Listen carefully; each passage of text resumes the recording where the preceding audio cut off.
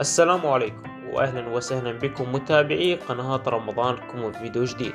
فيديو اليوم راح يكون عن القائمة البدائية للمسلسلات العراقية اللي راح تعرض بشهر رمضان لهذا العام. هاي القائمة حاليا مكونة من 17 عمل عراقي، وان شاء الله الايام القادمة راح ننشر لكم كافة الاعمال العراقية مع القنوات الرسمية ومع تأكيد أسماء المسلسلات، لأن بهذا الفيديو راح تشوفون أسماء مسلسلات من الممكن تتغير. فما أريد أطول عليكم أكثر بالفيديو، لا تنسون تدعمونا باللايك والاشتراك بالقناة وتفعيل زر التنبيهات حتى يصلك كل شيء جديد على القناة.